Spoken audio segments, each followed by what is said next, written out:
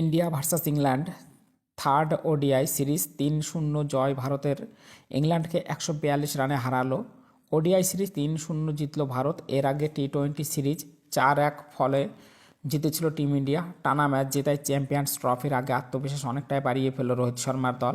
প্রথম এবং দ্বিতীয় ম্যাচে দুরন্ত অর্ধশতরানের পর তৃতীয় একদিনের ম্যাচে শতরান করেছেন শুভমান গিল। সেই সুবাদেই তিনি ম্যাচের সেরা নির্বাচিত হলেন। সিরিজের সেরা ক্রিকেটার পুরস্কারও পেলেন শুভমান গিলই। চ্যাম্পিয়ন্স ট্রফির আগেই গিল বুঝিয়ে দিলেন বর্ডার গাভাস্কর ট্রফি অতীত। তিনি তৈরিও ভারতীয় দলের দায়িত্ব নিতে। সহ অধিনায়কের পদ পাওয়ার পরেই ভালোই পারফরমেন্স গিলের। ওডিআই সিরিজ ৩-০ জিতল ভারত। এর আগে টি-20 সিরিজ ৪-১ ফলে জিতেছিল টিম ইন্ডিয়া।